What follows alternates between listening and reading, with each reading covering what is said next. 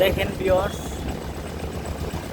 বর্তমান পরিস্থিতি ঢাকা উত্তরা আবদুল্লাপুর থেকে হাউস বিল্ডিং পর্যন্ত এই বিশাল জ্যামে জড়ানো সকল গাড়ি প্রায় ঘন্টা দুয়েক যাবৎ একই জায়গায় অবস্থিত।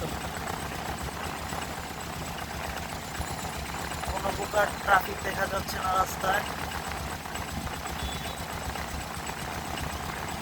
জাস্ট গাড়িগুলো এইভাবে অবরোধের মধ্যে আটকে পড়ে রয়েছে। এখন বাজে বেলা 10টা 15। অনেক ছেলে মেয়ের ভার্সিটির ক্লাস, স্কুলের ক্লাস রয়েছে, অফিস আদালতের ডিউটি রয়েছে, ব্যাংকারদের ব্যাংকের কাজ রয়েছে। এই অবস্থার মধ্যেও তাদের বসে দাঁড়ানো অবস্থায় জ্যামের মধ্যে লোকের মধ্যে মাঝে দাঁড়িয়ে আছে।